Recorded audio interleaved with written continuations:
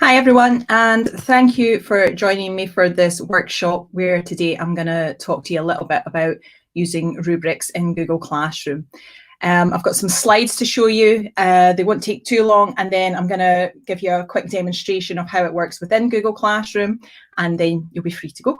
It won't take long because it's actually really pretty simple, and it's one of those things, once you know what you're doing, you'll be able to roll with it. So I'll go straight into the slides. I have to apologise as well if I'm a wee bit kind of rough around the edges with this. This is completely new software that I'm using today, this StreamYard. So, and the pressure's on as well because I know quite a few of my colleagues are joining me for this one. So they'll be spamming me with messages shortly, no doubt. Okay, so going into using rubrics, I'm guessing that you're probably joining this workshop because you've maybe seen the rubric icon within Google Classroom and you're maybe just a little bit curious about it, or maybe you've started to use them but you're not fully aware of how you can make the most of them. So I'm going to show you how they can be used, and they're actually incredibly versatile. So I'll just work my way through it. Things that we're going to look at today, we're going to have a wee look at what a rubric actually is, and you're going to also be able to see how you can create one from scratch. But once you've started creating them from scratch, you'll also get used to reusing them. And even if you're very, very organized, you can also start importing them as well. So I'll show you as well at the end how to mark an assignment using a rubric. And like I say, it's actually pretty fast how to do this stuff. Once you get started, once you know what you're doing, there's not much explanation required from me, but I'll show you how to get started, okay? So what is a rubric? Well, rubric, to be honest, is more an American term. I used to work at a school and we used a learning management system called Canvas. And within Canvas, there was something called SpeedGrader. And SpeedGrader would work on using a rubric style where you've got a form which has got a set of criteria. And then against those criteria, you've got different levels. And you can have a numerical grade assigned to it. So we used to use that, and it was called SpeedGrader because it was exactly that. It was a really, really fast way of doing things. When I left that school, I moved to a school that was using Google Classroom, and I actually fell out of the habit of using it. And it was only kind of recently I was given an assignment I was sharing with a colleague, and I wasn't massively confident that I knew the students very well because some of them were her students. And I thought, this is a perfect time to use a rubric because it would just give me all the comments to put in. And also it was going to save me a lot of time as well because there was quite a big amount of assignments I was going to have to mark, and I'm all up for saving time. So we've been using them for years in coursework. Your marking schemes, your success criteria, you'll be familiar with them all. And it works on the basis of best fit. So you'll assign the grades based on the form, the section that student's work fits in best. The time that it takes to set up can be a little bit, it can maybe put people off a wee bit, but I wouldn't worry too much about that because I pretty much guarantee if you're doing it for a class of maybe 10 or more students, the time you spend doing your rubric is probably going to save you more time than writing all those comments in anyway. So it is worth investing the time. And as you'll see from this, you can really easily reuse a rubric, and you can alter it, you can add to it. So very often, in fact, I'm trying to think the last time I started one completely from scratch, probably not recently anyway, but I've used ones. I had some last year. When we first started using Google Classroom, I had ones I'd typed up and I literally just copied them across, and then I just changed some of the content and the marks accordingly to the assignment. So once you've kind of got it set up the way you want, then it's very easy to edit them. It gives the students a specific criteria so they can aim for success within an assignment. It gives you their levels, their current grades, so it's actually really good for reporting, and it's easy. Once you get it set up, I promise you this is the easiest thing you've ever done. So you're using rubrics already. You'd recognise this, I'm pretty sure. This is exactly what it is. We've got a criteria and we've got levels. It's just laid out a little bit differently. In the Google Classroom one, the criteria are the rows and the levels would be the columns. So it would just change. And you've obviously got your criteria here. So I'll take you through how to do it in the slides, and then I'll show you in an actual demonstration. So to make your rubric, you would start an assignment. All you need to have in the assignment is a title. You don't actually have to have any content in there. So if you put a title in, automatically this button down here allows you to click on it, and that's when you can add a rubric. So you could potentially say, so for example, if I was doing a practical lesson, I'm a home economics teacher, so I might have in there lasagna, and that could be my title. And then I could have a rubric attached to that. I don't actually have to have any more content added into this assignment at all. And it's a really good way to start storing grades within your grade book within Google Classroom. So not every assignment has to be an assignment, if you know what I mean. You could use it to just keep a record of activities and performance within the classroom. So this is in your panel here. You would click on that, and it would give you this option box here. So you'll get the opportunity to start a new one, which is create a rubric, reuse or edit an old one, or you can import one from Sheets. If you create a new one, it will open up with a window that looks like this, and there will be one box in here only. And it's up to you just how many levels you put in. So you just keep adding and adding. I don't know what the maximum is. I haven't pushed it to find out, but I'm sure we could try. So you add in each level that you want. The only information that's required in this, again, is a name of the criteria. So if the criteria for this is presentation, and then the points that you assign for that. So this is just an example that I've created, and the assignment would be to create some kind of PowerPoint or some kind of slide deck for the students. And I've given them the criteria. They've got to have background and images. I like to set mine up like this. If they're exceeding, meeting, progressing, or there's no valid contribution, it's quite a clear way to do it. You'll all have different preferences, and it's totally up to you how you want to do it.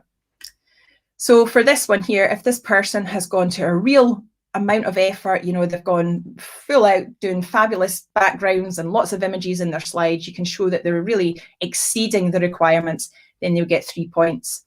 This person here has done as much as the task requires, then they get the 2. Somebody's made an attempt at it, but not quite got there yet, then they'd get a 1. And if they made no attempt whatsoever, then they get 0 points. And you do that for each level of your criteria. To add a new one, you would just press this box down here, which is underneath this bar. You've also got the option as well, you can duplicate an existing one. So instead of having to type all that back in again, you can just duplicate that existing one and then just edit the descriptions and edit the titles. It's there to save time. And really important, don't forget to save. I think the problem with working with Google Classroom is we're so used to things saving automatically as we edit them. Unfortunately, this one doesn't. So you have to remember to save it before you move on. I have made that mistake myself fairly recently. I spent ages putting lots of stuff into one and I lost it, but it happens to us all. So if you want to reuse an existing rubric, you would go into the second option in the rubric menu, and you've got all these, it comes up with this box here. Now, what I love about this is even if it's an archived class, so a class that you had last year, you can use a rubric from there. And you just go in and you select it, and it will bring up all the rubrics associated with that class. And it's great because sometimes, well, if you think about it, you know, you've got one class, you're going to repeat the same course the following year. You just go in there and you lift the rubric from that and put it into your new one. You might want to tweak it a little, that's absolutely fine. And by taking it from one course and putting it into a new assignment, it doesn't affect the previous one. So that will still be the way it was, and you can personalize the new one and update the new one. To import a rubric, it is possible to do that using a Google Sheet. It's not actually something that I've ever done, but going forward, it would be a great way to share amongst network groups. You could have, if people were creating assignments based on SQA topics, I'm thinking, for example, my health and food technology group at the moment, they're creating an assignment, there's a very clear criteria for success within there. I'd be able to put that into a rubric. And if I wanted to export it, there's a button which I'll show you within the Google Classroom, which will show you how to export it into a sheet. And then you'd be able to send it around your network and everybody would be able to use it. That way, nobody's going to have to redo all the same work. You can actually just copy and paste as well. So even if it's a PDF, you should be able to lift the text and put it in that way. So it's a great way to start saving time and sharing resources. I know that certainly in the US, a lot of the English courses, the literature courses, they've all got their rubrics and they share them online. I've seen them in a lot of the Google groups sharing rubrics.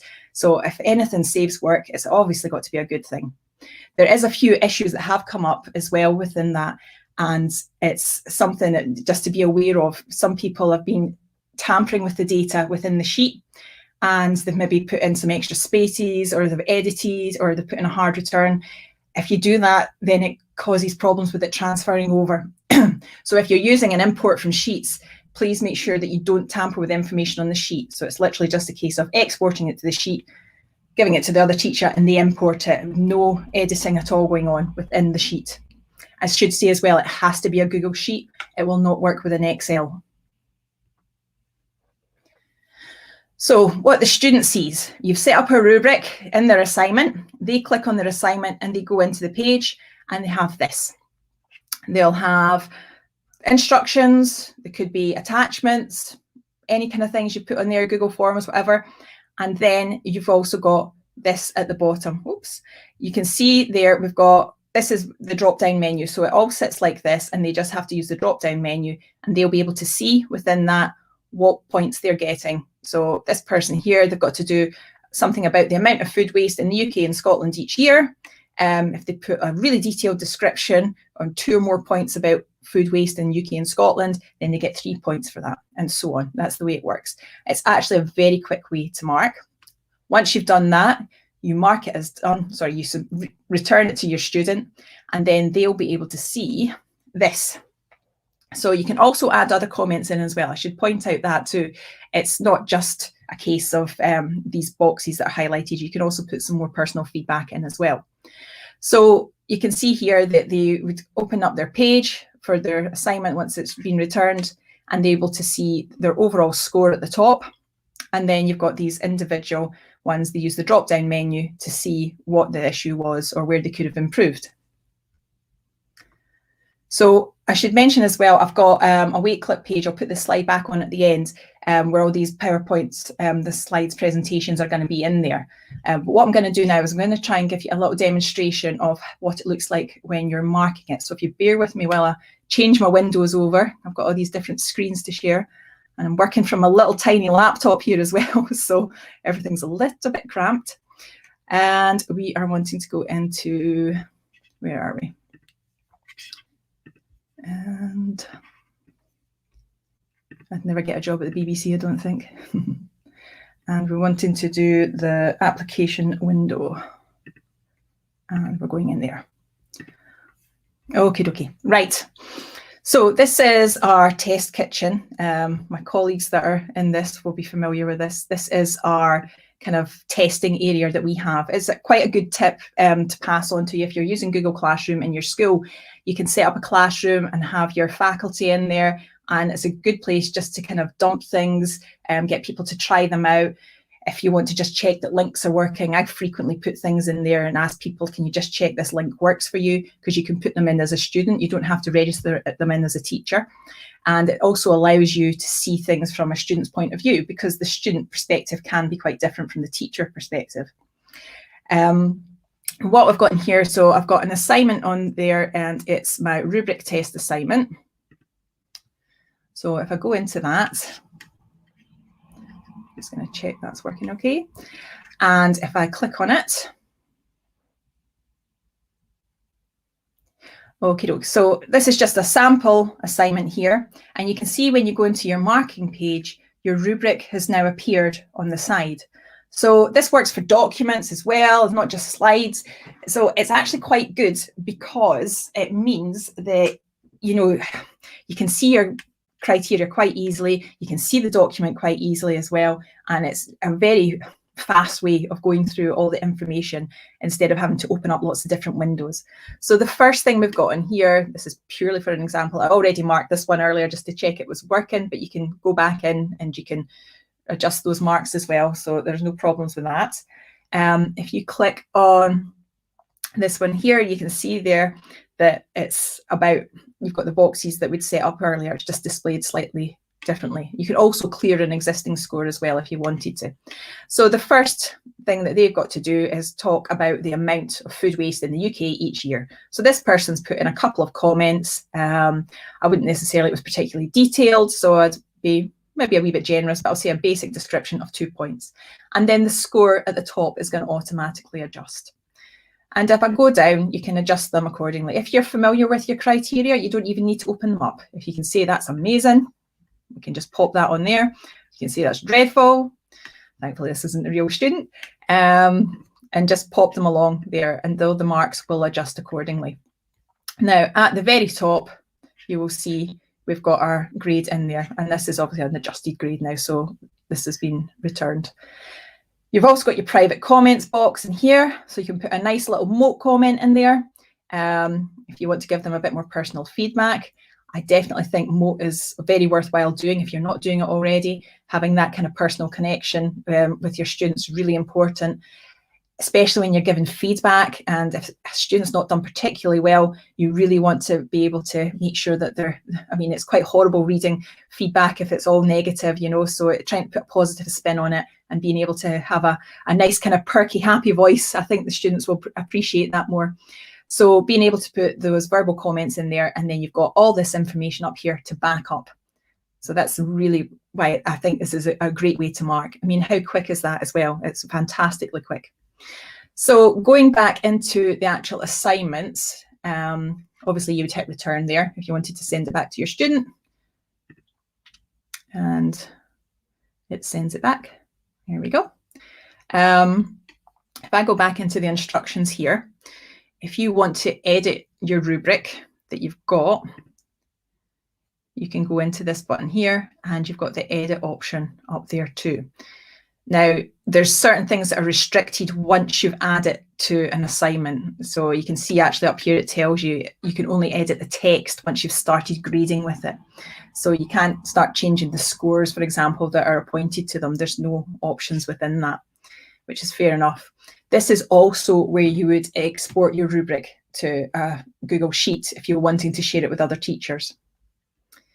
If I go back into my test kitchen, and I'll go into my classwork tab, and you'll see here, I'm going to create a new assignment.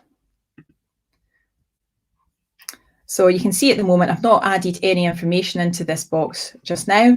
I've got this isn't highlighted, so I can't click on it. It's not going to do anything.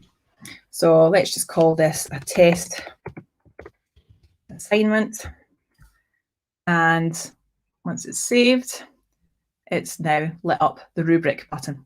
So I press that, and I can create the rubric from scratch. I'll just quickly show you that. So this is how it opens up in its absolute basic form.